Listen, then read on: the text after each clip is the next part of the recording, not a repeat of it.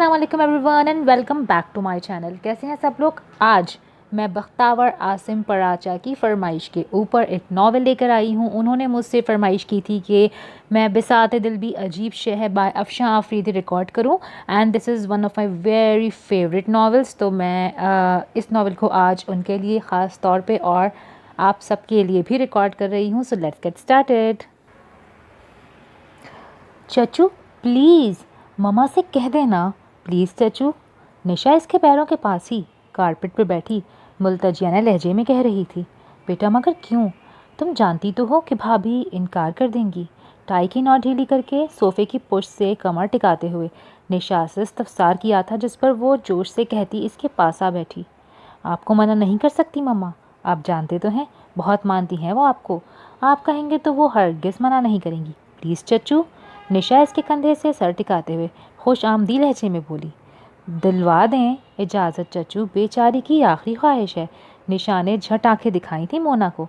इस पर वो खिलकर हंसी थी। इसके लबों पर मुस्कुराहट दौड़ गई।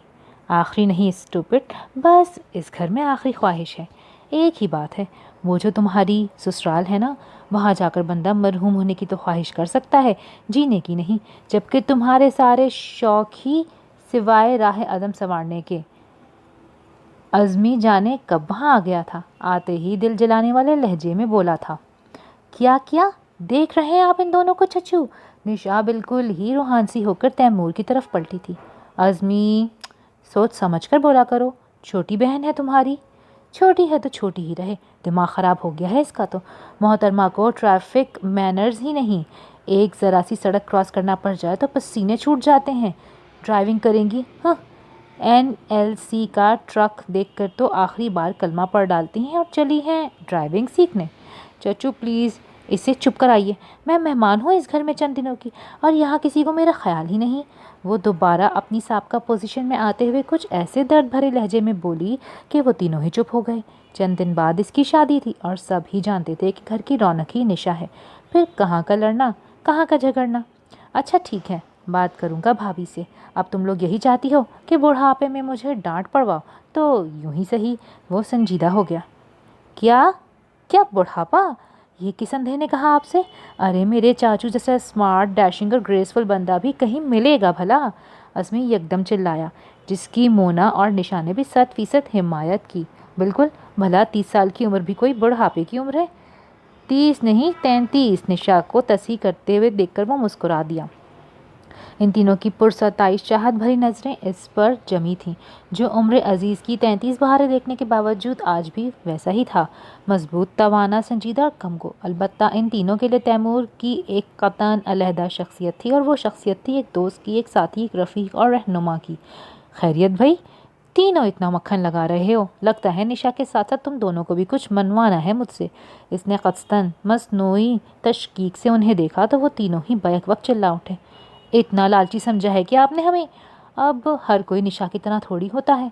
अज़मी ने फिर से निशा को छेड़ा था, जिस पर वो एक बार फिर लड़ पड़ी। मोना इनके दरमियान सालिस बनने की कोशिश करते हुए मसालेहत कराने की जद्दोजहद करने लगी तो फ़ोन की गुनगुनाती बेल पर तैमूर को ही उठना पड़ा।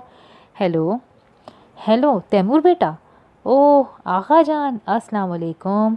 खैरियत आगा जान, कैसे फ़ोन किया आपने, आप ठीक तो हैं। आगा जान की आवाज़ पहचानते ही वो कुछ परेशान हो उठा था, क्योंकि फ़ोन करना इनकी रूटीन के ख़िलाफ़ था। हाँ मैं ठीक हूँ बेटा, तुम कहो कैसे हो। अच्छा हूँ आगा जान, वो तो तुम हमेशा से ही हो। आगा जान की ज़ईफ़ आवाज़ में शफ़क़त का खून बढ़ाने वाला मुसर्रत आमेज़ तासुर था। क्यों मेरा खून बढ़ा गए आप कहीं खुशी से फूल ही ना जाऊँ मैं। सच कहने से आर क्या बेटा, बहरहाल तुमसे कुछ ज़रूरी काम था। अगर चंद रोज़ के लिए नारान आ सकते हो तो आ जाओ। यकदम ही इनके लहजे में संजीदगी और तफक्कुर दर आया था। तैमूर कुछ सौंक सा गया। सब कुछ ठीक तो है ना आगा जान। सब ठीक है बेटा, बस तुम फिक्र ना करो, बस कुछ ज़ाती नौयत का काम है। ये बताओ आ सकते हो। इनके अंदाज में राजदारी और क़दरे उजलत महसूस करके वह एक लम्हे के लिए सोच में पड़ गया। अगले माह निशा की शादी थी और आजकल ऑफिस की मसरूफियात ने भी उसे चकरा रखा था। इस पर मुस्तदाद मौसम, बहरहाल पहाड़ों पर तो बिलखुसूस ये मौसम खासा जहमत आमेज़ होता था। क्या बात है आगा जान, प्लीज़ मुझे कुछ बताइए, मैं परेशान हो रहा हूँ। लब भींचते हुए वो बहुत तशवीश से पूछ रहा था। बस बेटा यूँ समझो, एक अमानत है मेरे पास जिसे ख़तरा लाहक है। جتنی جلدی اسے کسی کو سونپ سکوں سکون مل جائے گا مجھے۔ تمہارے سوا کوئی قابل اعتبار نظر نہیں آیا تو تمہیں پکار لیا، کہیں انکار تو نہیں کرو گے؟ اوہ کمال کرتے ہیں آغا جان، آپ نے تو مجھے اعزاز بخشا ہے۔ میں اگر آپ کے ہی کام نہ آ سکا تو کس کام کی ہے زندگی؟ وہ بے ساختہ اپنائیت اور رواداری سے بولا، لہجے میں سچ کی کھنک اور خلوص کا جوہر تھا۔ بس بیٹا، تمہارے ساتھ ایک بار بہت بڑی زیادتی کر چکا ہوں اسی خیال سے۔ پلیز آغا جان، گڑے مردے اکھاڑنے سے اب کچھ حاصل نہیں۔ جو میں بھول چکا ہوں اب آپ بھی ذہن سے مٹا ڈالیں پلیز۔ ان کی بات سرعت سے کاٹتے ہوئے وہ یکدم ٹھہرے ہوئے لہجے میں بولا، لفظ لفظ سے سنجیدگی اور چہرے سے ضبط کا اظہار ہو رہا تھا۔ آغا جان کو بھی غالباً اپنی غلطی کا احساس ہو گیا تھا، جب ہی لمحے بھر کے لیے چپ سے ہو گئے۔ تو بس ٹھیک ہے، آپ مطمئن رہیں، اگلے ہفتے پہنچ رہا ہوں۔ دراصل آج کل سعادت بھائی بھی شہر سے باہر ہیں، اسی لیے بھابھی اور اماں سے اجازت نہیں ملے گی۔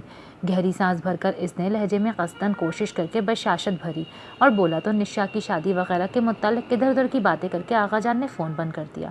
آغا جان جو اس کے اور سعادت بھائی کے دادا تھے، آج بھی ناران کے قریبی دیہات میں رہائش پذیر تھے، جسے اس واقعے کے بعد بابا جان اور اماں چھوڑ کر آ گئے تھے، جس نے تیمور علی جاہ کی زندگی کا رخ ہی بدل ڈالا تھا۔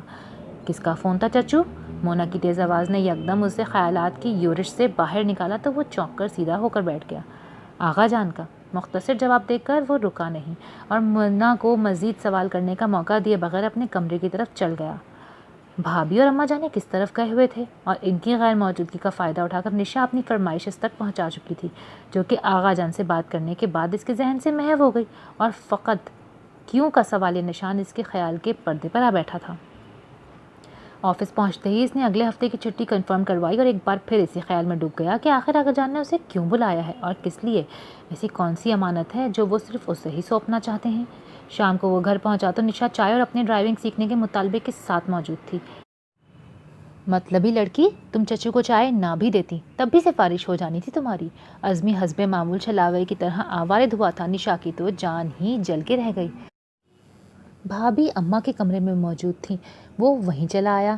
جانے ان دونوں کے درمیان کیا موضوع زیر بحث تھا کہ اس کے کمرے میں داخل ہوتے ہی وہ دونوں خاموش ہو گئیں۔ وہ سلام کر کے اماں کے پاس ہی تخت پر ٹک گیا۔ خیریت تیمور، آج بڑی دیر لگا دی تم نے؟ بھابھی نے اس کے تھکے ہوئے چہرے پر نظر ڈالتے ہوئے تردد سے پوچھا۔ ہاں بس آج فیلڈ پر چلا گیا تھا، وہیں دیر ہو گئی۔ تھک گئے ہو تو جاؤ نہا لو، تازہ دم ہو جاؤ گے، اماں نے مشورہ دیا تو اس نے سر ہلا دیا۔ اور پھر ہماری باتوں کی ٹھیک سے سن اور سمجھ بھی سکو گے۔ بھابھی نے مسکرا کر معنی خیز انداز سے لقمہ دیا تو وہ الجھی ہوئی نظروں سے اماں کی طرف دیکھنے لگ گیا۔ وہ بھی متبسم سی پان کی گلوری بنا رہی تھیں۔ خیریت، ایسا کیا کہنا ہے آپ کو کہ اس کے لیے اتنے تردد کی ضرورت ہے؟ لو بھلا، ہم کون سا تردد کرنے کو کہہ رہے ہیں، بلکہ ہم تو وہ بندوبست کریں گے کہ گھر میں آتے ہی فریش ہو جایا کرو گے بنا کسی کوشش کے۔ بھابھی کی رکی ہوئی مسکراہٹ پھر لبوں پر پھسلنے لگی تھی۔ وہ اچھمبی میں پڑ گیا۔ ذرا سا ذہن پر زور دیا تھا تو بات کا پس منظر از خود سمجھ آنے لگ گیا، مگر اس نے قصداً سر چھٹک دیا۔ اچھا اس بات کو چھوڑیں، میں نشا کے لیے آیا تھا، اسے ڈرائیونگ کی اجازت دے دیں بھابھی، بہت سمجھدار ہے وہ، کوئی پریشانی نہیں ہوگی آپ کو۔ ان کی بات اس نے یوں نظر انداز کر دی جسے سنی ہی نہیں ہو۔ بہت سمجھدار تو وہ بھی ہے بیٹا، تمہیں بھی کوئی پریشانی نہیں ہوگی۔ اماں نے بیچ میں ہی بات کا رخ موڑ دیا۔ وہ سنجیدہ اور قدرے بیزار نظروں سے انہیں دیکھنے لگا جنہوں نے وہ پر بالخصوص زور دیا تھا۔ کون سمجھدار ہے؟ کس کی بات کر رہی ہیں آپ؟ ارے وہی اصفر صاحب کی بیٹی۔ ارے بیٹا بڑی سونی بچی ہے، پھر کئی جماعتیں بھی پڑھ رکھی ہیں اس نے، وہ اللہ جانے کیا کہتے ہیں اسے، M.Com اماں نے سر پر ہاتھ مارا تو بھابھی نے فوراً لقمہ دیا۔ وہ انتہائی سنجیدگی سے دونوں کی طرف متوجہ تھا، چہرے پر لکھا انکار صاف پڑھا جا سکتا تھا۔ پھر اکلوتی اور کئی گنوں والی، اور تمہاری ہم عمر ہی ہوگی بیٹا۔ سچ بیٹا مجھے تو بے حد پسند ہے۔ اماں سرخوشی کے عالم میں اس کے اوصاف حمیدہ گنوا رہی تھیں۔ وہ جھلانے لگا۔ مجھے اپنے لیے اب کچھ نہیں سوچنا اماں، اب تو میرا بھتیجا جوان ہو گیا ہے، اب شادی کرتا میں خاک اچھا لگوں گا، کیوں مجھے شرمندہ کروانے پر تلی ہوئی ہیں آپ؟ وہی اماں، دیکھ رہی ہو زائدہ، یہ لڑکا مجھے کس طرح پریشان کر رہا ہے۔ اماں بدک کے بھابھی سے شکایت کرنے لگی۔ اوفو بھائی، میں نشا کی بات کر رہا تھا اور ہم ردا کی بات کر رہے تھے۔ بھابھی نے اسی تسلسل سے ٹکڑا لگایا۔ اماں پلیز سمجھائیے بھابھی کو، اسے تو رہنے دو بیٹا، تم پہلے خود تو سمجھو۔ حقائق سے نظریں چرانے کا انجام صرف پچھتاوا ہوتا ہے۔ گزرے دنوں کی غلطیوں کو بھلا کر ہی آنے والے وقت کا استقبال کیا جاتا ہے۔ تمہارے آقا جان کا کیا آج تک ہم نے… اماں پلیز آقا جان کو مت گھسیٹا کریں ہر بار، ان کا کوئی قصور نہیں تھا۔ اماں کی بات پر اس کا لہجہ سخت ہو گیا، ماتھے کی رگیں یکدم تنسی گئی تھیں۔ کیوں نہیں تھا ان کا قصور؟ لے کر سب سے نک چڑھی اور سرکش لڑکی تمہارے سر تھوپ دی۔ اماں کے حرف سے تنفر ہویدا تھا۔ آپ اچھی طرح جانتی ہیں کہ ایسا نہیں تھا۔ آقا جان نے میرا رجحان دیکھا تھا، وہ بہت ضبط سے بولا، کیونکہ حقیقت یہی تھی، انہوں نے تو اس کا بھلا ہی چاہا تھا۔ تو پھر اس کا رجحان بھی دیکھ لیتے نا، وہ جہاں نظریں لگائے بیٹھی تھی کس کو معلوم نہیں تھا؟ سب جانتے تھے وہ بھی۔ وہ میرے بچپن کی منگ تھی اماں، اور آگے جا کر کون کس رنگ میں رنگ جائے اس کا آقا جان کو کچھ پتہ نہیں تھا۔ بعد میں بھی بس میری خاطر انہوں نے باقاعدہ فیصلہ کیا تھا، ورنہ پری چہرہ کی ناپسندیدگی کا انہیں اچھی طرح سے اندازہ تھا۔ پھر بھی انہوں نے تمہارا ماتھا اس سے پھوڑ دیا۔ اماں چٹخیں۔ صرف میری خاطر اماں؟ یہ تمہاری حماقت ہے بیٹا۔ در حقیقت انہوں نے تمہیں اپنا سگا پوتا مانا ہی نہیں۔ مانتے بھی کیسے؟ تمہارے بابا تمہارے آقا جان کے نہیں، تمہاری دادی کے بیٹے تھے۔ وہ بیوہ تھیں جب تمہارے آقا جان نے ان سے بیاہ کیا تھا۔ تمہارے بابا کو انہوں نے چاہا تو تھا، مگر بس جب ان کا اپنا بیٹا اس دنیا میں آیا تو دنوں میں اور ان کا رویہ بدل گیا، دلوں میں بٹوارے بھی ہو گئے۔ پھر میں بھی غیر خاندان اور دوسرے شہر کی تھی۔ اماں حسب عادت اپنی ہی بات پر اڑی ہوئی تھیں۔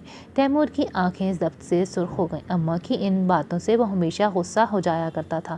اماں پلیز، جو بات کبھی بابا نے نہیں سوچی وہ آپ بھی مت کیا کریں نا۔ اور آقا جان کی محبت اچھی طرح سے جانتا ہوں میں۔ چاچا جی کے مقابلے میں انہوں نے ہمیشہ بابا کو اہمیت دی ہے، مگر بہوؤں میں انہوں نے ہمیشہ تمہاری چاچی کو امتیازی حیثیت دی ہے۔ اس کی وجہ یہ ہے اماں، چاچی ان کی بھانجی بھی تھی، فطری محبت کے بھی کچھ تقاضے ہوتے ہیں نا، بس یہی تقاضے پورے کیے انہوں نے۔ سگی بھانجی اور سگے بیٹے کی اولاد کی بھلائی میں ہمارے سروں پر حق ڈلوا دی۔ اماں کے سینے سے آج بھی دھواں اٹھتا تھا۔ وہ لمحے بھر کے لیے چپ سا ہو گیا کہ بہرحال یہ موضوع تھا ہی اس قدر حساس۔ پری چہرہ کا وہ عمل آج بھی سینوں میں خنجر کی طرح گڑا ہوا تھا۔ تیمور کا سرخوتا چہرہ جھک سا گیا، جس پر اماں کا دل یکدم پسیجا تھا۔ بھابھی بالکل خاموش سامے تھیں اس وقت۔ تم دل چھوٹا نہ کرو بیٹا، رات گئی بات گئی، اب تو اس بات کو بھی 13 برس گزر چکے ہیں۔ قسمت میں ہوتا تو اب تک تم بال بچوں والے ہوتے۔ تمہارے خاندان میں واحد تم ہی ہو جو اس عمر تک کنوارے پھر رہے ہو۔ سعادت کی تو میں نے 20ویں برس میں ہی شادی کر ڈالی تھی۔ آج دیکھو بچے جوان ہو رہے ہیں اور وہ اب تک چاق و چوبند ہے۔ ہر کام کا ایک وقت ہوتا ہے نا بیٹا، شادی کی بھی ایک عمر ہوتی ہے۔ وہ عمر اب گزر چکی اماں، آپ پلیز اس موضوع کو یہیں ختم کر دیں۔ وہ بیزاری سے کہتا اٹھ کھڑا ہوا تو اماں اور بھابھی پریشان ہو گئی۔ کیسے ختم کر دوں بیٹا؟ اصفر میاں سے بات کر چکی ہوں میں۔ یکدم انہوں نے اپنا نیا بم بلاسٹ کیا تھا۔ تیمور کے باہر کی طرف اٹھتے قدم بری طرح سے رکے، چہرے پر انتہائی غضب نمودار ہوا۔ اسے اماں سے یہ امید نہیں تھی۔ یہ کیا کہہ رہی ہیں اماں؟ آپ نے میری رضا جانے بغیر، میرے منع کرنے کے باوجود ایسا کر ڈالا؟ اس کا جلال لہجے سے مترشح تھا۔ بھابھی حد درجے خفیف نظر آ رہی تھیں تو اماں بھی قدرے سہمی اور ڈری ہوئی، کیونکہ اس کے تیور انتہائی کشیدہ تھے۔ میں تیری ماں ہوں میرے چاند، کیسے تجھے یوں بھٹکتا دیکھوں؟ آخر میرے بھی تو کچھ ارمان ہیں، کچھ تیری اولاد کو گود میں کھلانے کے خواب دیکھتے دیکھتے کہ میں منو مٹی تلے جا کے سو جاؤں گی؟ اماں اب آبدیدہ ہو گئی تھیں۔ ان کی جذباتیت پر تیمور حسب معمول قدرے نرم پڑ گیا۔ اپنی ماں سے بھی واقف تھا وہ اور ان کی محبت سے بھی۔ پری چہرہ کی شادی کے بعد سے اب تک انہوں نے ایک سے ایک لڑکی تلاش کی تھی اس کے لیے، مگر اس کا دل راغب نہ ہو سکا۔ وجہ پری چہرہ کی محبت یا انسیت نہیں تھی، بس اپنے ٹھکرائے جانے کا قلق تھا، جو دھیرے دھیرے تنفر اور پھر خود اذیتی میں تبدیل ہو چکا تھا۔ گزرے 13 برسوں میں اماں نے اس پر اپنا ہر داو آزمایا تھا، محبت، سختی، نرمی، عاجزی، غصہ، بلیک میلنگ، مگر وہ ہر بار خود کو بچا جاتا۔ پلیز اماں ایسی بات مت کیا کریں، آپ کو تو ابھی کئی 100 سال زندہ رہنا ہے۔ اپنے مضبوط بازوؤں میں اماں کے کمزور نحیف اور ضعیف وجود کو بھرتے ہوئے وہ قصداً مسکرا دیا۔ کس واسطے بیٹا؟ کیا دیکھنے کے لیے؟ اماں نے پھر اسے پکڑا تھا۔ ازمی کے بچے کھلانے کے لیے اماں، سعادت بھائی کے پوتے پوتیاں کھیلیں گے ابھی آپ کی گود میں۔ وہ انہیں بہلا رہا تھا۔ تمہاری اولاد ہوتی تو پوچھتی بیٹا، تب ہی جانتے بیٹا کہ یہ سب کہنا اور بات ہے۔ اولادیں اگر 10 بھی ہوں تو سب کی اپنی اپنی اہمیت ہوتی ہے۔ اماں بہت دلگیری سے کہہ رہی تھیں۔ میرے بھتیجے میری اولاد جیسے ہی ہیں اماں، مجھے کسی کمی کا احساس نہیں ہوتا۔ اب تو داماد بھی آنے والا ہے، مجھے تو آپ بخش ہی دیں۔ اور اصفر صاحب کو کیا جواب دیں ہم؟ بھابھی کافی دیر بعد بولی تھیں، اس کے ماتھے پر شکنیں در آئی تھیں۔ میں کسی کی بددعائیں نہیں چاہتا بھابھی، ان کی اکلوتی اولاد کا دکھ ان کا نصیب بنا دوں یہ مجھے گوارا نہیں۔ ان سے معذرت کر لیں، ایک بار یہ تکلیف اٹھا لیں، نہیں تو ساری زندگی معذرتیں کرتے گزر جائے گی۔ بات مکمل کر کے وہ رکا نہیں اور کھلے دروازے سے تیز قدم اٹھاتا باہر نکل گیا۔ اماں کو دکھ دینے کا اس نے کبھی بھی نہیں سوچا تھا، مگر صرف ان کی خوشی کی خاطر وہ ایک لڑکی کی زندگی تباہ نہیں کرنا چاہتا تھا۔ خوشی جب اس کے اپنے پاس نہیں تھی تو وہ اسے بھلا کیا دیتا؟ محض تشنگی، تنہائی اور تعصف۔ اماں کو منایا جا سکتا تھا مگر روٹی ہوئی تقدیر اور بگڑے ہوئے دل کو نہیں، اور یہی سوچ کر وہ انکار کر آیا تھا۔ ماحول کچھ ایسا ہو گیا تھا کہ وہ چاہتے ہوئے بھی پرسوں ناران جانے کا کسی سے کہہ نہ سکا۔ بالخصوص آج کل اماں اتنی ہی حساس ہو رہی تھیں کہ آقا جان کا نام سنتے ہی بدک جاتی۔ انہیں بمشکل اس نے سمجھایا تھا دوبارہ شادی کے لیے رضامند بضد ہو جاتی تو انہیں روکنا مشکل ہو جاتا، لہٰذا بھابھی اور سعادت لالا کو ہی بتا کر جانا چاہتا تھا مگر فی الوقت موقع ہی نہیں مل سکا۔ دوسری صبح ناشتے پر اتفاقاً سعادت لالا اکیلے ہی تھے۔ اس نے انہیں اور بھابھی کو مختصراً یہی بتایا کہ اسے کسی کام سے اسلام آباد جانا ہے، لہٰذا کل کے لیے پیکنگ کروا دیں، اور آفس چلا گیا۔ انہیں زیادہ سوال جواب کا موقع اس نے قصداً نہیں دیا تھا مگر کب تک ٹال سکتا تھا انہیں؟ واپسی پر اماں اس کی تفتیش پر آمادہ نظر آ رہی تھیں۔ کہاں جانا ہے؟ اسلام آباد اماں۔ وہ اپنا ضروری سامان مونا کو دے رہا تھا اور وہ پیکنگ کر رہی تھی۔ کیوں؟ کیا کام ہے وہاں؟ میرے دوست نے بلایا ہے، اسے کچھ پرسنل کام ہے مجھ سے۔ وہ اماں سے نظر نہیں ملا پا رہا تھا۔ کب تک لوٹو گے؟ انہیں فکر لگ گئی۔ 2-3 دن لگ سکتے ہیں، شاید زیادہ بھی ہو جائیں۔ وہ کچھ سوچتے ہوئے بولا اور اماں کی طرف پلٹا تو انہیں متفکر پایا۔ کیا بات ہے؟ کیوں پریشان ہوتی ہیں اماں؟ اسلام آباد کوئی دور تو نہیں، چند گھنٹوں کی تو ڈرائیو ہے پنڈی سے۔ ان کے پاس آ کر بیٹھتے ہوئے اس نے اماں کے کندھے پر اپنا بازو پھیلا دیا۔ بابا کے انتقال کے بعد سے اماں بہت وہمی ہو گئی تھیں۔ اپنا خیال رکھنا بیٹا، تم دن بدن لاپرواہ ہوتے جا رہے ہو خود سے۔ کھانا پینا ڈھنگ سے، مجھے فکر رہے گی۔ اماں اس کا ماتھا چومتے ہوئے بولیں تو وہ اس کی ممتا بھری شفقت پر مسکرا دیا اور ان کا ہاتھ لبوں سے لگاتے ہوئے بولا، آپ بالکل فکر نہ کریں اماں، انشاءاللہ میری طرف سے کوتاہی نہیں ہوگی۔ کھانا پینا اور سونا سب وقت پہ ہوگا، کہیں تو حلف اٹھا دوں؟ سنجیدہ چہرے پر مسکراہٹ گہری تھی اور بہت سچتی تھی۔ اس پر اماں نے نظر اتارنے والی نظروں سے اسے دیکھا اور متبسم لبوں سے اس کا ماتھا چوم لیا۔ پنڈی سے بالا کوٹ تک کا سفر تو جیسے اس نے غائب دماغی کی حالت میں ہی کیا تھا۔ جانے کیا کچھ تھا جو لاشعور کے پردے سے نکل کر حافظے کا حصہ بننے جا رہا تھا۔ جیپ تیز رفتاری سے ڈرائیو کرتا وہ ایک بار پھر خیالات کے ہجوم سے باہر نکلا۔ بالا کوٹ کا علاقہ بہت پیچھے رہ گیا تھا۔ اس کے ساتھ ہی شاہ اسماعیل شہید کا مزار بھی، اس کے گرد پتھروں اور چٹانوں کا عجیب سا ہجوم تھا۔ جرید کی طرف جاتے ہوئے اخروٹوں کے تناور درخت اور چیڑ کی خوشبو نے اس کا استقبال کیا۔ اسے اچھی طرح یاد تھا کہ ہر بار جب وہ لاہور سے واپس ناران چھٹیاں گزارنے جاتا تھا تو اس جگہ سے بابا جان اکثر کچھ نہ کچھ خریدتے تھے۔ یہاں کا اخروٹ کی لکڑی سے بنا فرنیچر اماں کو بہت پسند تھا۔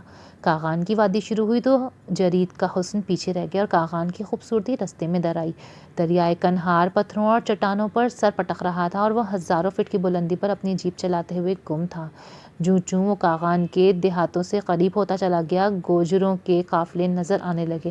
یہاں کے چھوٹے چھوٹے کچے پکے گھروں کی چٹانوں کی اوٹ سے نظر آنا مشکل تھا، تاہم سیدوں اور جدونوں کی کوٹھیاں اپنی لمبی لہریہ چھتوں اور رنگین دیواروں کے باعث نمایاں تھیں۔ گوجروں کے قافلے میدانوں سے واپس پہاڑ کی طرف جا رہے تھے۔ سردیوں میں یہ گوجر پا پیادہ مانسہرہ، نوشہرہ، بالا کوٹ اور حویلیاں تک پہنچ جاتے تھے، کچھ تو پنڈی تک بھی جاتے تھے، مگر جو ہی گرمیاں دبے پاؤں میدانوں میں در آتیں یہ قافلے اپنے آبائی ٹھکانوں کی طرف بڑھنے لگتے تھے۔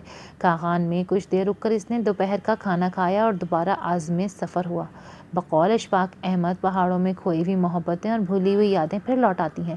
جس طرح بارش کے دنوں میں باہر بوندیں پڑتی ہیں تو انسان کے اندر بھی بارش ہونے لگتی ہے، اوپر سے تو ٹھیک رہتا ہے لیکن اندر سے بالکل بھیگ جاتا ہے۔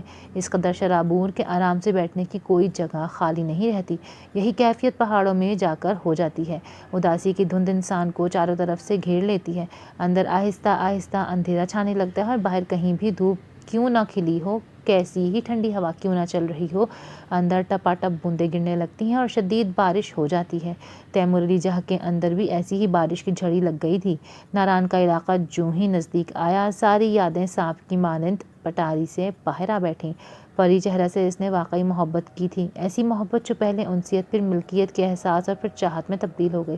گو کہ وہ اسے چند ماہ بڑی تھی اور اکثر اس بات کا طعنہ بھی دے جاتی تھی، مگر تیمور علی جاہ کا دل ہمہ وقت اس ایک زنجیر سے بندھا رہتا تھا جس سے آقا جان نے اسے اور پری چہرہ کو باندھ دیا تھا۔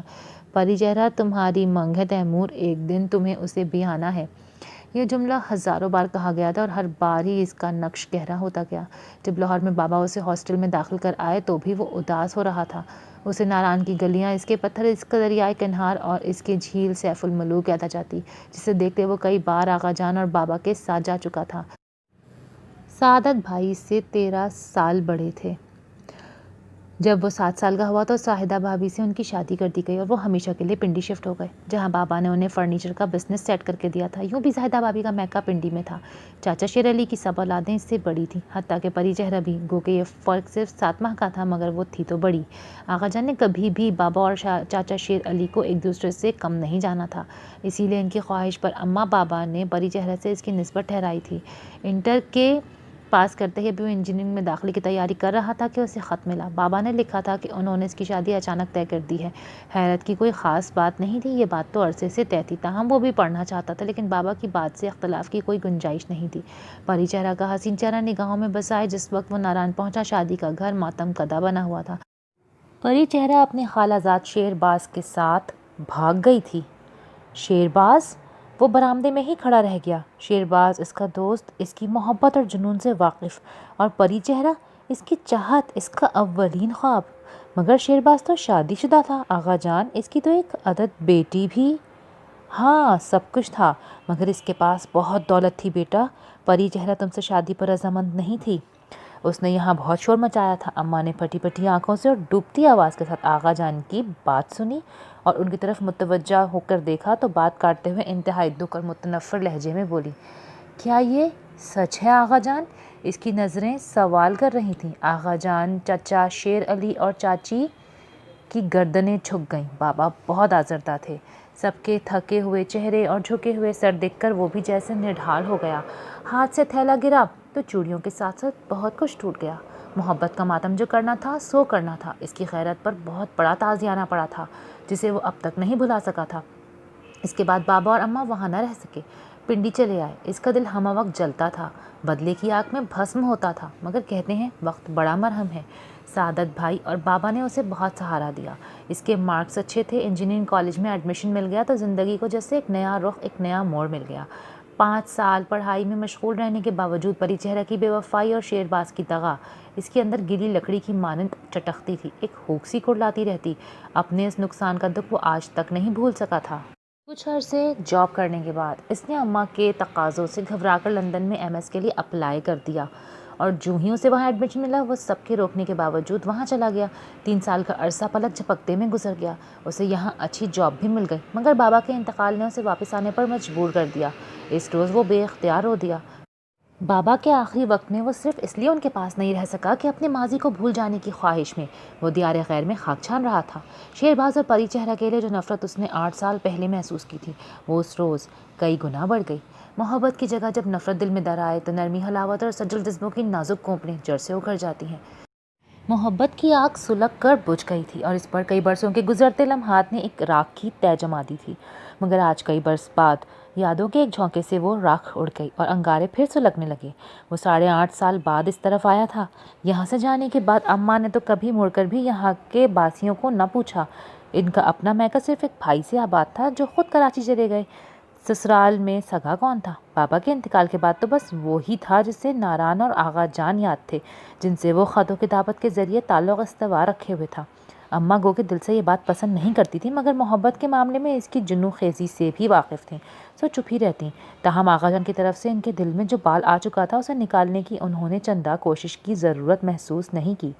بلند و بالا درختوں والا ناران اونچی اونچی چٹانوں میں گھرا ہوا تھا۔ جھیل سیف الملوک سے منسلک جتنی پریوں کی کہانیاں تھیں بچپن میں اسے لگتا تھا سب سچ ہیں، مگر جو خود اس پر بیتی تھی وہ ان سب کہانیوں اور داستان سے جدا تھی۔ آغا جان کے گھر وہ آج بھی آنکھ بند کر کے تلاش کر سکتا تھا۔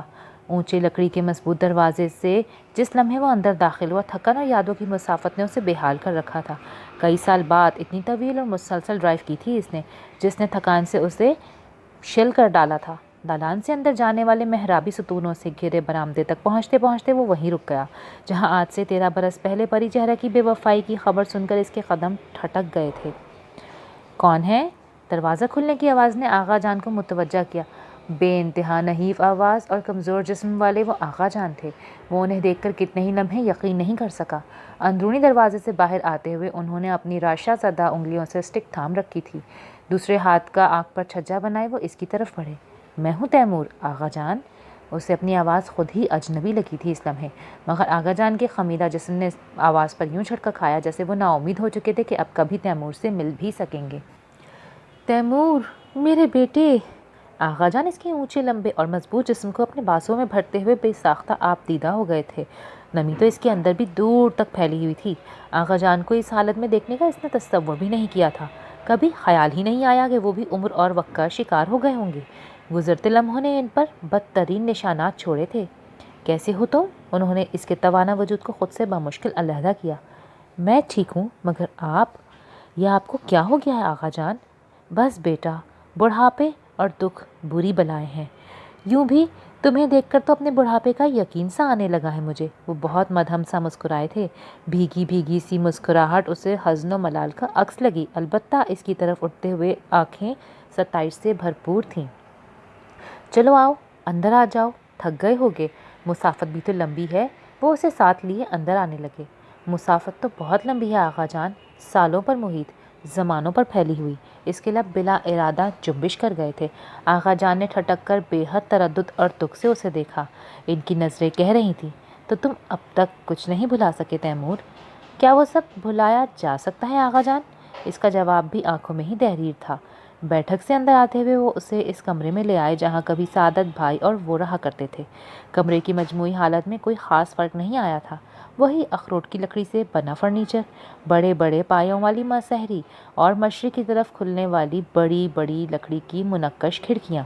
ان کھڑکیوں سے اب بھی طلوع ہوتا آفتاب نظر آتا ہے آغا جان۔ کتنی ہی دیر خاموشی ان کے درمیان بولتی رہی تو اس نے پوچھا۔ لہجے میں عجیب سی یاسیت اور دکھ تھا۔ آغا جان جواب دینے کے بجائے اس کے پاس ہی مسہری پر آ بیٹھے۔ ہاں بیٹا، آفتاب تو اب بھی طلوع ہوتا ہے، نظر بھی آتا ہے۔ ہاں، مگر وہ حسن نظر نہیں رہا، وہ عہد رفتہ نہیں رہا۔ کرنیں بھی مدھم سی لگتی ہیں اور اجالا بھی، یا شاید یہ سب بھی بڑھاپے کی مہربانیاں اور کرم فرمائیاں ہیں۔ چچا شیر علی کی پوری فیملی شفٹ ہو گئی ہے یہاں سے کیا؟ ڈیوری کی طرف والا پورشن سنسان نظر آیا تھا۔ وہ بے ساختہ پوچھ بیٹھا۔ شیر علی اور اس کی بیوی تو 3 سال ہوئے سڑک پر حادثے کا شکار ہو گئے۔ اب تو بس نازک پری ہی ادھر رہتی ہے۔ زوار بھی لاہور چلا گیا اپنی بیوی بچوں کے ساتھ۔ انہوں نے پری چہرہ کے بہن بھائیوں کا ذکر کیا۔ اوہ! اس کے دل میں ہوک سی اٹھی، پھر لاہور کا سن کر ٹھٹک گیا۔ پری چہرہ کے پاس؟ باوجود کوشش اور ضبط کے تنفر اور بیگانگی کا کانٹے دار احساس اس کے لہجے کو چھو گیا تھا۔ آغا جان نے قدرے چونک کر اسے دیکھا۔ اس کے سوال میں لا تعلقی تھی۔ نہیں، کیونکہ شیرباز اور پری چہرہ بھی شیر علی کے ساتھ ہی جیپ میں سوار تھے۔ آغا جان کا مضمحل چہرہ درد سے چور تھا۔ او مائی گاڈ! اسے لگا جیسے 7 آسمان یکدم گردش میں آ گئے ہوں۔ وہ دیرینہ دشمن، صبح و شام دل ہی دل میں جن کے لیے پلتی نفرت کا زہر وہ گھونٹ گھونٹ پیتا تھا، عرصہ ہوا اس جہان فانی سے کوچ کر چکے تھے۔ بے پناہ اذیت اور تکلیف کا احساس اس کے چہرے سے ہو رہا تھا۔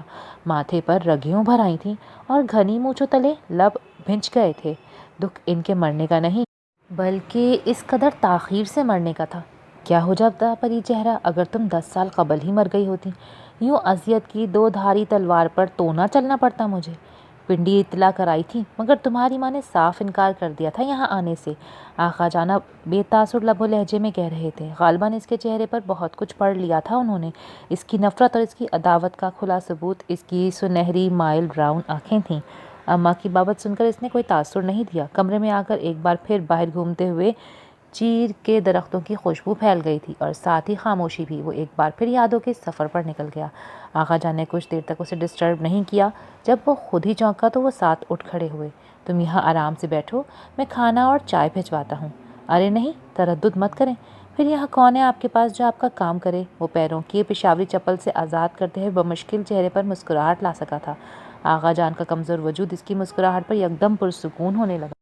قد سے اس کے کندھے تھپکتے ہوئے وہ مسکرا دیے۔ تم فکر مت کرو جوان، یہاں تمہیں سب ملے گا بلا تردد، میں ابھی آتا ہوں، چاہو تو غسل کر لو، ماضی اور مسافت کی گرد بہہ جائے گی اور اس کا بہہ جانا ہی اچھا ہے۔ گہرے لہجے اور معنی خز انداز میں کہتے وہ کھلے دروازے سے نکلتے چلے گئے تو وہ انہیں پکار بھی نہ سکا۔ اسے لگا آغا جان نے قصداً اسے کچھ جتایا ہے، جانے کیا اور جانے کیوں۔ ناران پتھروں کا شہر ہے، ہر طرف پتھر ہی پتھر، چٹانیں ہی چٹانیں، اور پھر جھیل سیف الملوک، اس جگہ سے، اس دیار سے اسے بھی پتھر ہی ملے تھے، دکھ کے پتھر، ٹھکرائے جانے کے پتھر، بے وفائی اور دغا کے پتھر۔ ان پتھروں نے، اس بارش سنگ نے اسے بھی پتھر بنا دیا تھا، برف کا پتھر جو پگھلتا تو ہے مگر ہر سال پھر سے گلیشیئر بنتا جاتا ہے۔ اور کھانا بہت لذیذ تھا۔ آغا جان اس کے ساتھ کھانے میں شامل تو ہو گئے مگر ان کا زیادہ تر وقت پنڈی کا حال احوال پوچھتے ہوئے گزرا، اور تیمور منتظر ہی رہا کہ وہ اس سے کوئی بات کریں گے کہ آخر اسے یہاں کیوں بلایا ہے، مگر رات گئے تک انہوں نے اس سے ایسا کوئی موقع نہیں آنے دیا۔ لندن جانے سے پہلے وہ بس آخری بار آغا جان سے ملنے آیا تھا، وہ بھی گھنٹہ بھر کے لیے۔ پورے 13 برس کی باتیں تھیں جو اسے کہنی تھی اور انہیں سننی تھی، مگر ان تمام باتوں میں اس نے قطعاً پری چہرہ یا شیرباز کا ذکر نہیں کیا، اور آغا جان اس کی آنکھوں میں ہی تلاشتے رہے کہ آخر اس نفرت کی آگ میں کیا کیا جل چکا تھا اور کیا کیا بچ گیا تھا۔ مجھے اتنے غور سے کیوں دیکھ رہے ہیں آغا جان؟ یکدم اس نے سنجیدگی سے پوچھا، جس پر وہ گہری سانس بھر کے رک گئے۔ دیکھ رہا ہوں، جانچ رہا ہوں کہ تمہارے کندھوں میں کتنا دم ہے، کتنی طاقت ہے، میرا دیا ہوا بوجھ اٹھانے کی سکت بھی ہے کہ نہیں۔ کچھ لمحے اسے یوں ہی دیکھتے رہنے کے بعد انہوں نے کہا تو تیمور کی تیز حسیات مزید چکنی ہو گئیں، ان کی آنکھوں میں قدرے مایوسی تھی۔ اس نے بے چین ہو کر ان کا ہاتھ اپنے ہاتھوں میں لے لیا۔ آغا جان، میری کس بات نے مایوس کیا ہے آپ کو؟ وہ حقیقتاً حیران ہو رہا تھا۔ اس کا یہاں آنا کیا اس بات کا ثبوت نہیں کہ وہ ان کی خاطر کچھ بھی کرنے کو تیار ہے؟ آغا جان بے قرار لہجے پر کھوئے ہوئے انداز میں اسے دیکھنے لگے۔ تمہاری آنکھوں میں محبت اور نرمی کی ایک روشنی ہوا کرتی تھی تیمور، جسے میں نے آج بجھا ہوا دیکھا ہے۔ شاید اب تمہاری طرف تمہارا ظرف اور ضبط کی تنابیں ڈھیلی پڑ گئی ہیں۔ یہ بات آپ کیوں کر کہہ سکتے ہیں آغا جان؟ میں نے بڑا وقت گزارا ہے بیٹا، اس دنیا میں کئی چہرے پڑے ہیں، اور تم تو وہ کتاب ہو جسے میرے سامنے تصنیف کیا گیا۔ میں تمہیں جانتا ہوں کیونکہ تمہارے وجود کے اندر جلتے جگنوؤں کا جو ایک شہر بسا تھا اسے میں نے خود ہی سجایا تھا، مگر اب لگتا ہے جیسے وقت کی گردش نے اس شہر کو پامال کر ڈالا ہے۔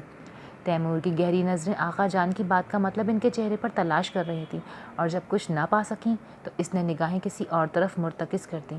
جو شہر پامال ہو جائیں وہ دوبارہ نہیں بستے آغا جان۔ ہاں، البتہ ان کے کھنڈرات کی دیکھ بھال کی جا سکتی ہے، سو وہ میں کر رہا ہوں۔ مت کرو ایسا، ایک نیا شہر بساؤ بیٹا۔ یہ میرے بس کا کام نہیں رہا آغا جان، میں وہ آزر ہوں جس کے تمام شیشے ٹوٹ چکے ہیں، اب کچھ نہیں ہے میرے پاس۔ اس کا سپاٹ اور بے تاثر لہجہ آغا جان کے دل میں جیسے ترازو ہو گیا۔ اوہ، تو کیا یہ تمہارا آخری فیصلہ ہے؟ توقف کے بعد انہوں نے گہرے دکھ سے پوچھا تو تیمور علی جاہ جیسے چونک اٹھا۔ کچھ تھا ان کے انداز میں، گہری مایوسی، مکمل نا امیدی۔ تیمور نے اب کے انہیں بہت غور سے دیکھا، کسی غیر معمولی بات کا پتہ دے رہی تھیں ان کی آنکھیں۔ آغا جان، آپ نے مجھے یہاں کیوں بلایا ہے؟ مان اس نے چٹانوں سے مضبوط لہجے میں سوال کیا تو آغا جان اسے جانچتی نگاہوں سے دیکھنے لگے اور کچھ مایوسی سے سر جھکا لیا۔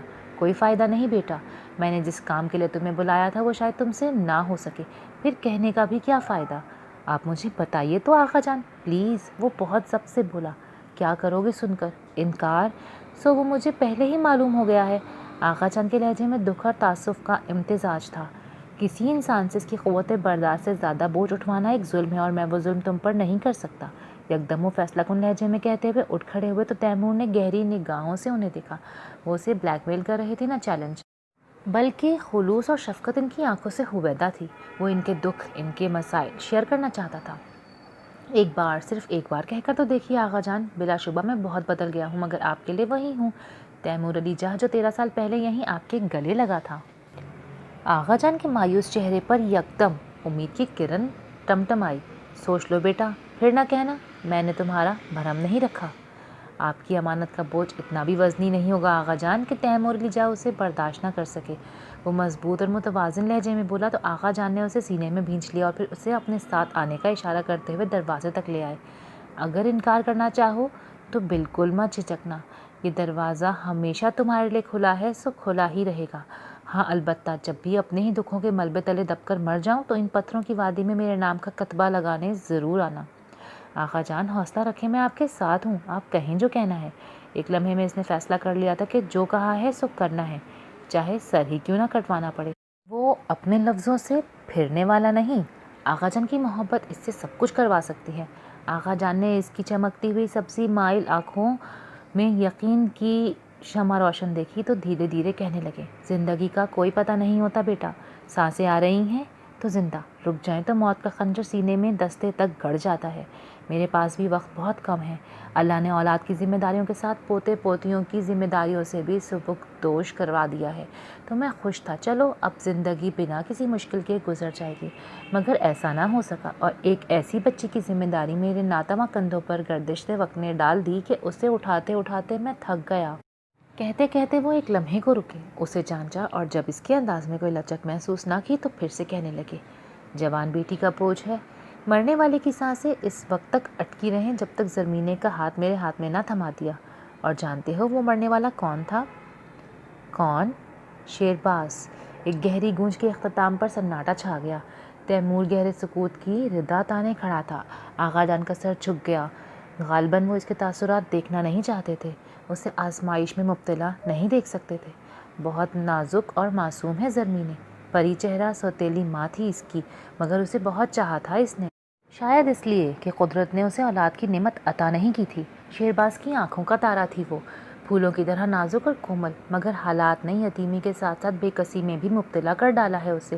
شیرباز اس کی ذمہ داری مجھے سونپ کر مرا تھا، مگر اس کی جائیداد کے لالچ نے اس کے بھائی کو اندھا کر دیا۔ پچھلے 3 سالوں میں نے اسے کس طرح ان درندوں سے بچایا ہے بس میں ہی جانتا ہوں، مگر اب میں تھک گیا ہوں۔ گہرے گہرے سانس لیتے ہوئے وہ چند لمحوں کے لیے رک گئے۔ تیمور جیسے سانسیں روکے انہیں سن رہا تھا۔ یہاں آنے سے لے کر اب تک سوائے انکشافات کے اور کیا سننے کو ملا تھا؟ بس وہی بچی امانت ہے میرے پاس۔ ماں نظر اٹھا کر انہوں نے اسے امید سے دیکھا، جس کے چہرے پر لکھی کشیدگی، تنفر اور اذیت صاف پڑھی جا سکتی تھی۔ تمہیں اس امید پر بلایا تھا کہ تم اس بوجھ کو اٹھانے میں میری مدد کرو گے، مگر تمہاری آنکھوں میں جلتی دشمنی، عداوت اور نفرت کی آگ نے مجھے اپنا فیصلہ بدلنے پر مجبور کر دیا ہے۔ لیکن اب تم کہو، کیا کہتے ہو؟ کرو گے اس سے نکاح؟ آقا جان نے ایک دم اسے تیز درانتی کے نوکیلے دانتوں تلے لا کھڑا کیا تھا۔ ذرا دیر پہلے اسے ذرا برابر بھی اندازہ نہیں تھا کہ وہ اس سے دل کی دھڑکن، لہو کی گردش اور سانسوں کی آمد و رفت مانگ لیں گے۔ اس کے چہرے کے نقوش میں ضبط و برداشت سے سرخی چھلک آئی تھی، پیشانی کی رگیں پہلے سے زیادہ پھول گئی تھیں، شکنوں میں اضافہ اور بھنچی ہوئی مٹھیوں کے کھول بند کرنے کے معمول میں تیزی آ گئی تھی۔ دھیرج رکھو، تمہارا ہر فیصلہ مجھے منظور ہے، میں تمہارا بھرم ٹوٹنے نہیں دینا چاہتا تھا، تبھی تم کو بتانے سے احتراز کر رہا تھا، مگر صرف تمہاری خاطر۔ پلیز آغا جان، فی الحال مجھے اکیلا چھوڑ دیں، بہت مشکل فیصلہ، بہت دشوار گھڑی ہے یہ، مجھے اپنے سے علیحدہ ہو کر فیصلہ کرنا ہوگا، پلیز مجھے تنہا چھوڑ دیں۔ اس کا دل چلا رہا تھا، مگر اس نے خود پر ضبط کے پہرے بٹھائے اور گویا ہوا، کیا نکاح ضروری ہے؟ آئی اگر آپ کہیں تو میں اسے اپنے ساتھ لے جاتا ہوں، وہاں اماں اور بھابھی کوئی اچھا لڑکا تلاش کر کے اس کی شادی کروا دیں گی۔ یوں بھی جہاں تک مجھے یاد ہے شیرباز کی بیٹی عمر میں مجھ سے کافی چھوٹی ہے، غالباً 17 سال عمر ہے اس کی، مگر بہت سمجھدار بچی ہے وہ۔ یعنی مجھ سے آدھی عمر کی لڑکی؟ نہیں آقا جان، یہ تو ایک اور ظلم ہوگا۔ وہ بری طرح بتکا تھا یہ سن کر، قوت برداشت کا خول چٹکتا ہوا محسوس ہو رہا تھا۔ یہ آقا جان کیا کر رہے تھے؟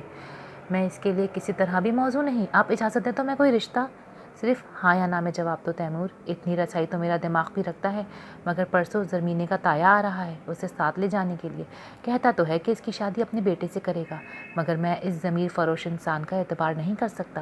دولت کا زرمینے کو بھی لالچ نہیں، مگر وہ اپنے امزاد جیسے درندے کے ہاتھ نہیں آنا چاہتی۔ صرف کل کا دن ہے بیچ میں، پرسوں رات کو وہ لوگ یہاں پہنچ جائیں گے۔ آغا جان کے چہرے پر اب واضح طور پر تفکر نظر آ رہا تھا، اس کی بات قطع کر دی تھی انہوں نے۔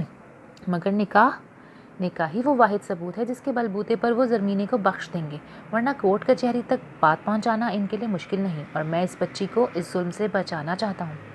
اسے لگا آغا جان نے ہر طرف سے اس کے لیے رستہ تنگ کر دیا ہے، غور کیا تو احساس ہوا وہ خود کتنے پریشان اور متحوش تھے۔ شیرباز کی پوری فیملی کو وہ اچھی طرح جانتا تھا، در حقیقت چاچی اور ان کی بہن دونوں نے ہی اولاد کی پرورش میں تربیت نام کی کوئی چیز شامل نہیں کی تھی۔ شیرباز اور پری چہرہ کے کردار اس کے گواہ تھے۔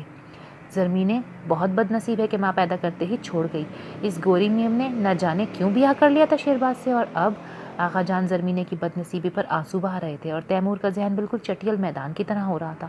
جو کہہ چکا تھا اس سے پھرنے کا تو اب سوال ہی پیدا نہیں ہوتا تھا. اس لیے ہر پہلو پر سوچنے کے بعد خاموشی سے سر جھکا دیا. کل صبح نکاح خواہ کا انتظام کر دیجیے گا آغا جان، میں تیار ہوں.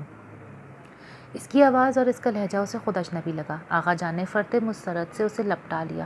ان کی آنکھوں سے تشکر کے آنسو روا تھے اور اندر ہی اندر تیمور جیسے خود سے بچھڑتا جا رہا تھا. پوری رات آنکھوں میں کٹی. وہ شیرباز جس کے خون کا وہ کبھی پیاسا ہوا کرتا تھا، آج اس کی بیٹی، اس کا خون اس کی پناہ میں آ رہی تھی. پری چہرہ نے اسے چاہا تھا اور تیمور کو ٹھکرا دیا تھا. زرمینے اور شیرباز دونوں اس کی محبت اور خیرت کے مجرم تھے، بہت بڑے مجرم، اور مجرموں کو معاف کرنا اس کا شیوا نہیں تھا. صبح 10 بجے سے پہلے نکاح کا انتظام ہو چکا تھا. آغا جان نے بہت رازداری کے ساتھ نازک پری کے شوہر اور دیور کو بلا لیا تھا. آج کئی سال بعد وہ نازک پری کے روبرو تھا. پری چہرہ کی بہت مشابہت تھی اس میں. تیمور نے بلا ارادہ منہ پھیر لیا. البتہ نازک پری کے چہرے سے صاف اندازہ ہو رہا تھا کہ اس آغا جان کا اس کی فیملی کو اس طرح کی مشتبہ شادی میں بلانا قطعی پسند نہیں آیا تھا. اپنی خالہ زاد بھائی اور اس کے لفنگے بیٹے کو وہ اچھی طرح جانتی تھی. پورا ناران ہلا کر رکھ دینا تھا انہوں نے. زرمینے سے اب تک سامنا نہیں ہوا تھا. وہ کون ہے، کیسی ہے، کبھی جاننے کا خیال ہی نہیں آیا. بلکہ حقیقت تو یہ ہے کہ وہ بھول ہی چکا تھا کہ شیرباز کی کوئی بیٹی بھی تھی، جو کہ پیدا تو ایک میم کے بطن سے ہوئی تھی، مگر اس کو پالنے کے لیے پری چہرہ نے اسے اور اس کی غیرت کو ٹھکرا دیا تھا. شیرباز نے اپنی 9 سالہ بچی کی پرورش کے لیے جب پری چہرہ کو چنا تو وہ دولت کی پجارن بنا سوچے سمجھے لبیک کہہ چکی تھی. زرمینے کے بارے میں طرح طرح کے قیاس آرائیاں سننے کو ملتی تھیں. کچھ کا کہنا تھا کہ وہ اطالوی ٹورسٹ جس سے بقول شیرباز اس نے شادی کر رکھی تھی، در حقیقت صرف چند لمحوں کی ساتھی تھی اس کی، اور زرمینے انہی لمحوں کا ثمر تھی. جبکہ کچھ کو اس بات سے اختلاف تھا. اطالوی میم یہاں ٹورزم کے ترقیاتی پروگرام کے تحت آئی تھی، اور جانے شیرباز کو اس کی اور اسے شیرباز کی کون سی ادا بھائی کہ دونوں نے شادی کر لی. مگر 1 سال بعد ہی وہ میم واپس چلی گئی. شیرباز زیادہ دن اس کا غم سینے سے نہ لگا سکا اور ایبٹ آباد چلا گیا. 3 سال بعد لوٹا تو پری چہرہ پر انتخاب نظر جا رکی، اور وہی وقت تھا جب تیمور علی جہاں کی زندگی ایک طوفان سے دوچار ہوئی تھی. نکاح ہوتے ہی نازک پری کا شوہر اور دیور ہاتھ ہلا کر مبارکباد دیتے ہوئے رخصت ہو گئے، تو آخر میں نازک پری جاتے جاتے پلٹی. اس کا نازک جسم اب بھتا ہو چکا تھا اور لہجے میں تنفر تھا. بہت عرصے بعد اپنا انتقام پورا کرنے کا موقع مل رہا ہے تیمور علی جاں، مگر یہ یاد رکھنا پری چہرہ اس کی سوتیلی ماں تھی، سگی نہیں. تیمور کے لیے اس کا لہجہ ہی نہیں، بات بھی غیر متوقع حد تک زہر میں ڈوبی ہوئی تھی. یکدم اس کے چہرے پر تناؤ آ رکا. یوں بھی وہ کل رات سے سخت اضطراب کا شکار تھا، مگر شیرباز تو اس کا حقیقی باپ تھا نا. اگلتا آگ انداز اس کا وصف نہیں تھا، مگر اس وقت وہ بہت آتشی مزاج ہو رہا تھا. نازک پری لمحے بھر کے لیے جیسے دہل سی گئی. سراسیمہ نظروں سے اس کے مضبوط اور کھردرے تاثرات لیے چہرے کو تکنے کے بعد وہ ایک جھٹکے سے باہر نکل گئی. آغا جان اس دوران براؤن کلر کے سوٹ میں ملبوس زرمینے کو اپنی نہیف آغوش میں لیے چلے آئے. سرخ بڑے سے چادر نما دوپٹے میں اس کا پورا وجود چھپا ہوا تھا. دلہن کے روایتی روپ کا کوئی عکس اس میں نظر نہیں آ رہا تھا. باریک مگر نفیس سرخ کڑھائی والے سوتی سوٹ کے ساتھ دوپٹہ بھی سوتی ہی تھا. ہاتھوں میں چوڑیاں تھیں، نہ مہندی کا اہتمام. یقیناً چہرہ بھی میک اپ سے عاری ہوگا. گھونگھٹ کے باعث وہ دیکھ نہیں سکا. یہ لو، اب یہ تمہاری امانت ہے، اس کا خیال رکھنا تیمور. بچی ہے، غلطی کرے تو درگزر کرنا. میں جانتا ہوں کہ تمہارے ظرف کے لیے آزمائش بنا کر بھیجا ہے اسے میں نے، مگر یہ بھی یقین ہے کہ انسان تو بہت ہوں گے، مگر انسانیت بہت کم لوگوں میں ہوتی ہے. تمہارا شمار میں آخر اس ذکر لوگوں میں کرتا ہوں. وہ بہت مان اور تفاخر سے کہہ رہے تھے. تیمور ابھی ہی نکل جانا چاہتا تھا. یہاں رہ کر کرنا بھی کیا تھا؟ آغا جان اس کے ساتھ جانے کو قطعی راضی نہیں تھے. انہوں نے کہہ دیا تھا، اور انہیں اب کوئی خوف نہیں تھا. ان کے علاقے میں آ کر وہ لوگ انہیں محض دھمکا سکتے تھے، اور اب ان کی دھمکیوں کا انہیں قطعاً خوف نہیں تھا. امانت جو سونپ دی تھی حقدار کو. مشکور ہوں میں آپ کا، وہ قدرے سپاٹ مگر ہموار لہجے میں بولا تھا. زرمینے نے ایک بار پھر آغا جان کے شانے سے سر ٹکا دیا. غالباً وہ رو رہی تھی اور سرنفی میں ہلا رہی تھی. آغا جان بمشکل اپنی سسکیاں برداشت کرتے اسے ڈھیروں ہدایتوں اور دعاؤں تلے رخصت کرتے جیپ تک لے آئے. ایک بڑا سا سوٹ کیس انہوں نے زرمینے کے ساتھ کر دیا تھا، جسے پیچھے رکھ کر وہ آگے آ بیٹھا. زرمینے بادل نخواستہ اس کے ساتھ والی سیٹ پر آ بیٹھی. سکڑی سمٹی آنسوؤں میں ڈوبی. آخری بار اس نے آغا جان کی طرف دیکھا اور پھوٹ پھوٹ کے رو دی. جیپ اس دوران فراٹے بھرنے لگی اور بہت تیزی سے سفر شروع ہو گیا. غیر متوقع حالات اور حادثاتی واقعات نے جیسے سوچنے سمجھنے کی صلاحیت چھین لی تھی. ذہن پر جیسے برف سی جمی تھی، اور اس کے پہلو میں بیٹھا وجود اپنے ہی آنسوؤں میں ڈوبا جا رہا تھا. سوگ منانے کے لیے 3 دن مقرر ہوتے ہیں، مگر ضروری نہیں کہ یہ رونا دھونا 3 دنوں تک منایا جائے. سفر شروع ہوئے 15-20 منٹ ہو چکے تھے، مگر زرمینے کی سسکیاں رکنے میں ہی نہیں آ رہی تھیں. تیمور بہت تڑک کر خشونت سے بولا تو اس کے آنسو جیسے ٹھٹر کر رہ گئے۔ سرخ دوپٹے کی آڑ سے دیکھا تو اونچی ستوان ناک اور گھنی مونچھوں والے چہرے پر صرف اور صرف غصہ اور جلال دھرا نظر آیا۔ اس کا دل جیسے یکبارگی زور سے دھڑکا اور پھر دھڑکن تھمتی چلی گئی۔ ایک نیا آزمائشی دور شروع ہو چکا تھا اور اس سے اسے نکالنے والا کوئی نہیں تھا۔ خطرناک موڑ اور اونچی نیچی ڈھلوان سڑک پر تیمور خطرناک سپیڈ سے ڈرائیو کر رہا تھا جو اس کے جنون اور وحشت کی خماس تھی۔ زرمینے کی حالت ناگفتہ بے تھی۔ دل بری طرح خوف اور دہشت کے شنگجے میں پھنسا ہوا تھا مگر کچھ کہنے کی مجال نہیں تھی۔ کئی بار جیپ کے ٹائر بری طرح چرچرائے۔ ایک بار تو اس نے گھبراہٹ میں تیمور کا بازو ہی تھام لیا جس سے اس نے بڑی بے دردی سے چھڑا لیا۔ پشیمانی اور تعصب نے بہت اندر تک چیرا تھا اسے اس رد عمل پر، اور جب وہ برداشت کرتے کرتے تھک گئی تو کلمہ پڑھ کر سر سیٹ کی پشت سے ٹکا کر آنکھیں موند لیں۔ جانے نیم غنودگی تھی یا نیم بیداری، اس کا سر ڈھلک کر دروازے سے لگ گیا تھا۔ کاغان سے بالا کوٹ تک وہ غالباً نیم بے ہوشی میں ہی رہی تھی۔ آبرو کے لٹ جانے کے خوف کی جگہ اب جان جانے کا ڈر اسے جکڑ چکا تھا، اور وہ جو سوچتی تھی کہ اب زندگی کی مشکلات تمام ہو جائیں گی، اس نئی افتاد پر ڈھیسی گئی۔ بالا کوٹ پہنچ کر وہ رک گیا تھا۔ خیال تھا کہ یہاں سے کچھ کھا پی لیا جائے۔ وہ کہ بھوک تو قطعاً نہیں تھی مگر سستانے کا ارادہ اسے رکنے پر مجبور کر گیا۔ مڑ کر دیکھا تو جیسے چونک سا گیا۔ ڈھلکے ہوئے سر سے سرخ دوپٹہ سرک چکا تھا۔ اس کا چہرہ جو اس نے دوپٹے سے چھپا رکھا تھا اب بالکل سامنے تھا۔ اطالوی نقوش، سیاہ لہریہ دار بال اور گھنی سیاہ پلکوں والی بند آنکھیں اس کے سامنے تھیں۔ کم سنی اور دوشیزگی کی عجیب سی چمک تھی چہرے پر۔ پہاڑی نقوش کا کوئی عکس اس کے قد و خال میں نہیں تھا۔ جانے یہ شیرباز کی بیٹی تھی بھی کہ نہیں؟ لمحے بھر کے لیے خیال اس کے ذہن میں گوندا تو وہ جہاں کا تہاں بیٹھا رہ گیا۔ البتہ اس کی شہابی رنگ میں گھلے ہوئے شہد کو دیکھ کر یہ یقین ہونے لگتا کہ وہ ان پہاڑوں کی ہی بیٹی ہے۔ تیمور بلا ارادہ اسے غور سے دیکھے گیا۔ اسی اثنا میں وہ تھوڑا سا کسمسائی تو اس نے چونک کر یکدم جیپ سٹارٹ کر دی جس پر وہ باقاعدہ ہڑبڑا کر اٹھ بیٹھی تھی۔ سفر ایک بار پھر شروع ہو چکا تھا اور اب راستے میں رکنے کا اس کا کوئی ارادہ نہیں تھا۔ سیٹلائٹ ٹاؤن کا علاقہ شروع ہوتے ہی ایک دم اسے خیال آیا کہ گھر والوں کو وہ کیا جواب دے گا۔ آغا جان کی خاطر ایک بہت بڑا مور کا سر تو کر آیا تھا مگر یہاں کیا ہوگا، یہ سب سوچنے کا بالکل موقع نہیں مل سکا تھا۔ پورے راستے بھی ذہن ماضی اور مستقبل کے خیالات کی آماج گاہ بنا رہا تھا مگر اس وقت حال کے لیے سوچنا تھا۔ جیپ کے بریک لگتے ہی زرمینیں چونکی۔ چلو آؤ، اور ہاں جو میں کہوں اسے ذہن نشین کر لینا، اور جب تک میں نہ کہوں کسی سے کچھ کہنے کی ضرورت نہیں۔ فی الوقت صرف اتنا جان لو کہ تم اسلام آباد سے آئی ہو اور میرے دوست کرامت کی کزن سسٹر ہو، آئی سمجھ؟ اپنی جانب کا دروازہ کھولتے کھولتے رک کر وہ بولا تو اس نے جھکے چہرے سمیت سر ہلا دیا۔ شام ڈھل چکی تھی اور رات سر پر آ پہنچی تھی، لہٰذا جس وقت وہ گھر میں داخل ہوئے سب لوگ لاؤنج میں بیٹھے ہوئے ٹی وی میں مشغول تھے۔ اماں اور سعادت لالا بھی اتفاقاً وہیں موجود تھے۔ ان دونوں کے آگے پیچھے اندر داخل ہوتے دیکھ کر یکدم سناٹا ہو گیا۔ زرمینے کا دل پوری قوت سے دھڑک رہا تھا۔ نظر اٹھا کر دیکھنے کی ہمت نہیں تھی، البتہ تیز حسیات سے متوقع رد عمل کا احساس ہو گیا تھا۔ السلام علیکم، خیریت؟ مجھے دیکھ کر آپ لوگوں کو یہ سانپ کیوں سونگھ گیا؟ سکوت کو توڑنے والا خود تیمور تھا۔ لہجہ قصداً ہلکا پھلکا بناتے ہوئے صوفے پر ڈھیسا گیا۔ جواباً سب کی نظریں زرمینے پر جا رکیں جو اب تک اپنی جگہ مجرموں کی مانند سر جھکائے کھڑی تھی۔ یہ کون ہے چچو؟ مونا نے سب سے پہلے سوال کیا اور نشا کے ساتھ اٹھ کر زرمینے تک چلی آئی۔ وہ دونوں اسے گھوم پھر کر اس طرح دیکھ رہی تھیں جیسے وہ کوئی ساکت مجسمہ ہو۔ سعادت لالا، بھابھی اور اماں کے چہروں پر بھی یہی سوال مختلف تاثرات کے ساتھ درج تھا۔ یہ کرامت کی کزن سسٹر ہے اماں، چند ناگزیر وجوہات کی بنا پر اسے یہاں بھیجنا پڑا ہے۔ دراصل جائیداد کے جھگڑے کے باعث اس کی زندگی اور عزت کو خطرہ لاحق تھا۔ وہ بہت اچھا دوست ہے میرا، زرمینے کو آپ کی پناہ میں بھیجا ہے اس نے، آپ چاہیں تو رکھ لیں چاہے تو نکال دیں۔ اس نے براہ راست اماں کو مخاطب کر کے کچھ اس طرح کہانی بنائی کہ ان کے چہرے پر ہمدردی اور تعاطف کے نرم نرم تاثرات ابھر آئے۔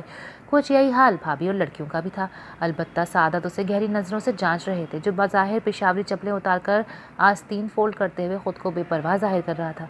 ارے بچی کو ادھر تو لا کر بٹھاؤ، کب سے کھڑی ہے؟ نشا، کچھ عقل ہے بچی تم میں کہ نہیں؟ اماں کا محبت بھرا دل پانی ہو گیا تھا اس کی دکھ اور تکلیف کو سن کر۔ زرمینے آدھا چہرہ چھپائے اگلے ہی لمحے اس کے روبرو حاضر کر دی گئی۔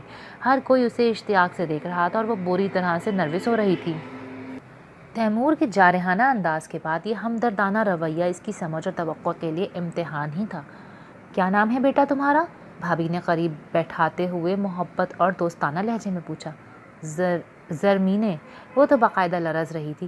بہت اچھا نام ہے، तुम आराम से बैठो बेटा। निशा, मोना ज़रा खाने का इंतज़ाम तो करो, अच्छी सी चाय बनाओ, बहुत थकी हुई लग रही है बच्ची। अम्मा ने इसका शाना थपथपाया तो वो इस मेहरबानी पर शशदर रह गई। निशा और मोना बहुत दिलचस्पी से उसे देख रही थीं। आजकल ऐसी घबराई और सहमी हुई लड़कियां कहाँ देखने को मिलती थी। बादल नख्वास्ता ही उठकर किचन की तरफ चली गईं। मगर इस्लामाबाद इतना दूर तो नहीं कि बंदा यूं थकन से चूर हो जाए। क्यों बरखुरदार, क्या मरगरा हिल्स का चक्कर लगाकर आ रहे हो? सादत लाला ने अम्मा और भाभी को इस तरफ मुतवज्जा देखकर सवाल दागा तो वो सचमुच चटपटा गया। इसका ध्यान किसी और तरफ था। इनके कपड़ों पर जमी हल्की सी मिट्टी की तह गवाह थी कि मुसलसल मुसाफत तवील थी। इससे कोई जवाब ही ना बन पड़ा तो इनकी तरफ देखने लगा। सच कहो, कहाँ से आ रहे हो? आपके सादत लाला कुछ संजीदा हो गए थे।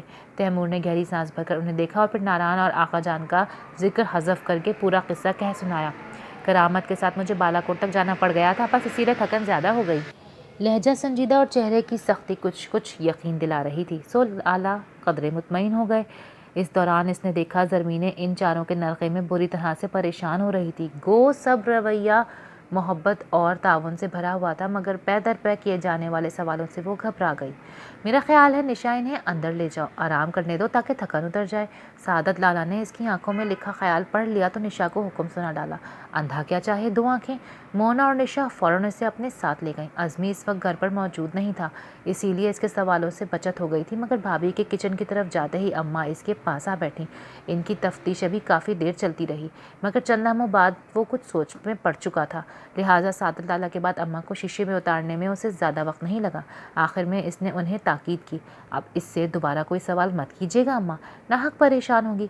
करामत ने उसे यहाँ भेजा है गैर मुअय्यना मुद्दत के लिए। कुछ अरसे बाद मैं उसे किसी हॉस्टल में शिफ्ट करवा दूंगा। फ़िलहाल ख़तरा है, मुझे यकीन है आप मेरा भरम रखेंगी। वो अम्मा को हैंडल करना जानता था। वो लम्हे भर में पसीज गई। ना बेटा, जवान बच्ची है, फिर हुस्न भी तौबा शिकन। हॉस्टल वोस्टल भेजने की ज़रूरत नहीं, बस ये ख्याल आता है कि बड़ी भारी जिम्मेदारी होती है लड़की की। अम्मा की बात पर इसने जैसे अपने अंदर कोई तार छिड़ता हुआ महसूस किया। यूं चौंक कर उन्हें देखा जैसे कोई अनहोनी बात कह दी हो उन्होंने। इस तरफ तो इसका ध्यान ही नहीं गया। माशाल्लाह, बड़ी खूबसूरत बच्ची है। क्या उम्र होगी? 16-17 का सन लगता है, वो सताइशी लहजे में खुद ही पूछकर जवाब दे रही थी। तैमूर ने नज़र झुकाई। हाँ हाय, बस मौला अपना करम करे, किसी को दरबदरी का दुख न दे। बेसहारा और लावारिस औरत के लिए ये दुनिया जहन्नुम से भी बदतर हो जाती है। गहरे लहजे में तासुब से कहती वो उठ गई, मगर तैमूर को एक ऐसी पाताल में छोड़ गई जिसका उसने तस्वुर भी नहीं किया था। कितनी अजीब बात थी कि निकाह जैसे मजबूत रिश्ते में बंधने के बावजूद भी वो लावारिस थी, बेसहारा थी। वाकई रिश्ता वही होता है जो समाज के सामने कबूल किया जा सके, वरना किसी भी बंधन की मजबूती कतई नापायदार होती है। इसने थके हुए कशीदा असाब को आराम देने की खातिर सोफे की पुश्त से सर टिका दी। सिर्फ 2 दिनों में ज़िंदगी इतना तवील सफ़र तय कर गई थी कि वो अंदर से जैसे अब तक साकित था। आकाचंद के फ़ोन को रिसीव करने के बाद इसने सोचा तक नहीं था कि ज़िंदगी यूं करवट ले लेगी। उसे अपनी अना, खुददारी, गैरत और नफ़रत के ख़िलाफ़ जाकर ऐसा संगीन फैसला करना पड़ेगा। एक लम्हे को ख्याल आया कि कितना अच्छा होता अगर इसने अम्मा के कहने पर शादी कर ली होती। कम अज़ कम आज आका जान उससे तो इस बारे गिना को उठाने के लिए मुंतखब न कर रहे होते। फिर ख़ुद को ही सरजनिश करता सर झटक कर उठने लगा। इस दौरान भाभी किचन से बरामद हो गई। बहुत थके हुए लग रहे हो तैमूर, नहा लो। बल्कि निशा और मोना को भी कह दो कि वो ज़रमीने का सर न खाएं। बेचारी पहले ही अपनी नामसाइद हालात से नबर्द आजमा होकर आई है। अब ये महाज सर करना इसके लिए यकीनन मुमकिन नहीं होगा। भाभी ने उसे तरद्दुद से मशवरा देकर मोना वगैरह के लिए भी हिदायत जारी कर दी तो वो इस बात में सर हिलाकर आगे बढ़ गया। ताहम ज़रमीने के लिए, जिसके मुतालिक अब तक इसने एक लम्हे को भी हमदर्दाना अंदाज में नहीं सोचा था, भाभी की हमदर्दी खासी नागवार गुजरी। बमुश्किल चेहरे के तासुरात को कंट्रोल करता वो निशा और मोना के मुश्तरका बेडरूम की तरफ आ गया। यहाँ भाभी की तवक्को के ऐन मुताबिक वो दोनों बहनों के सवालात के नरखे में बुरी तरह फंसी हुई थी। तो तुम्हारे पेरेंट्स की एक कार एक्सीडेंट में डेथ हो गई, फिर तुम्हें किसी ने पाला? किसने? आई मीन तुम इसके बाद कहाँ रहीं? मोना पैरों के नाखून फाइलर से शेप देते हुए पूछ रही थी। जी, वो मेरे नाना ने। इस सवाल पर वो अटक गई थी। ओह, तो तुम लोग क्या इस्लामाबाद में रहते थे? निशा ने दिलचस्पी से पूछा। नहीं, एबटाबाद में। कुछ अरसे रहे, फिर लाहौर चले गए। इसके बाद मेरे वालिदैन का इंतकाल हो गया तो फिर नाना अपने साथ ले गए। बेडशीट के डिज़ाइन पर हाथ फेरते हुए ज़रमीने अटक अटक कर बता रही थी। घनी पलकों की बाड़ पर कुछ आबी जुगनू चमक रहे थे। निशा और मोना आज़रदा सी होकर चुप हो गईं। इसी दौरान तैमूर ने दरवाजे पर दस्तक दी। आइए चच्चू, अंदर आइए। نشا نے مڑ کر اسے دیکھا تو وہ خوش دلی سے بولی۔ وہ سنجیدہ نظروں سے اسے دیکھتا اندر چلا آیا۔ زرمینہ نے تیزی سے دوپٹہ درست کیا۔ یہ اب ہمارے کمرے میں رہے گی چچو، میں نے فیصلہ کر لیا ہے۔ انفیکٹ نشا کے جانے کے بعد تو یوں بھی مجھے کسی ساتھی کی ضرورت ہوگی نا۔ اپنے ماسٹر بیڈ روم میں داہنی طرف رکھے دیوان نما تخت پر فوم لا کر ڈالتے ہوئے مونا نے فیصلہ کن لہجے میں کہا تھا۔ نشا کے مقابلے میں وہ زیادہ مستعد اور گھریلو امور میں دلچسپی رکھتی تھی۔ تم زیادہ عرصہ پریشان نہیں ہوگی، شی از جسٹ اے گیسٹ۔ مونا کی بات پہ بے اختیار وہ کہہ اٹھا تھا۔ زرمینے کی نگاہیں بے ساختہ اس کی طرف اٹھیں جن میں تحیر، خوف اور شکوے تھے۔ اس نے قصداً نظریں چرا لیں۔ او نو چچو، شی لکس ویری نائس، اسے تو ہم ساری زندگی بھی اپنے گھر رکھ سکتے ہیں۔ ہمیشہ کی طرح بے تکلف نشا نے آگے بڑھ کر زرمینے کا سر اپنے کندھے سے لگا لیا۔ باقی اگلی قسط میں۔ یہ ناول کل 6 اقساط پر مشتمل ہوگا۔ یہ اس کا پہلا حصہ ہے، 5 حصے آتے رہیں گے۔ اگر آپ کو یہ ناول پسند آ رہا ہے تو do like, share and subscribe my channel. ملتے ہیں اگلی ویڈیو میں، تب تک کے لیے اللہ حافظ۔